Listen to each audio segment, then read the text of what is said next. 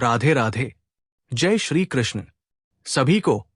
आज की वीडियो में हम जानेंगे कि कार्तिक में आकाश दीप दान की क्या महिमा है और इसे करने की विधि क्या है। इसलिए वीडियो को अंत तक जरूर देखें। स्कंद पुराण और अन्य शास्त्रों में इसका वर्णन मिलता है। अयोध्या वासियों ने इस दीप को भगवान राम के स्वागत के लिए जलाया था। महाभारत में भी भीष्म पितामह, द्रौपदी और पांडवों ने युद्ध में वीरति प्राप्त योद्धाओं की सद्गति के लिए ये दिए प्रज्वलित किए थे। आकाश दीप दान से न सिर्फ श्री हरि की कृपा प्राप्त होती है बल्कि मां लक्ष्मी की कृपा भी प्राप्त होती है और घर में सुख संपत्ति का वास होता है। ये दीपदान पूरे कार्तिक महीने में कभी भी किया जा सकता है, लेकिन जो न कर पाए वो कम से कम कार्तिक के आखिरी 5 दिनों में अवश्य करें, यानी देवउठनी एकादशी से लेकर कार्तिक पूर्णिमा तक।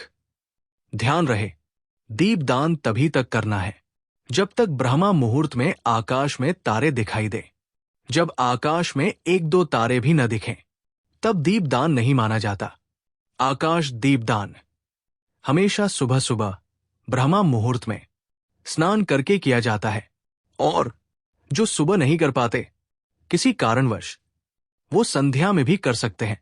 दिए के लिए आप मिट्टी का ही दिया ले, अगर बहुत ही मजबूरी हो तो ही पीतल का दिया ले सकते हैं, अन्यथा दीपदान की प्रथा हमेशा से मिट्टी के दिए में ही की जाती है। लेकिन मिट्टी का दिया हर बार नया ही लिया जाता है। दीप को कभी भी खाली नहीं रखा जाता, इसलिए दिए में हमेशा चावल या गेहूं का आसन दिया जाता है। दीपदान को कोई भी कर सकता है, चाहे वो कुंवारी कन्या हो, विवाहित स्त्री या पुरुष। दीपदान के अधिकारी सभी हैं। दीपक को हमेशा घी या तिल के तेल से ही जलाया जाता है।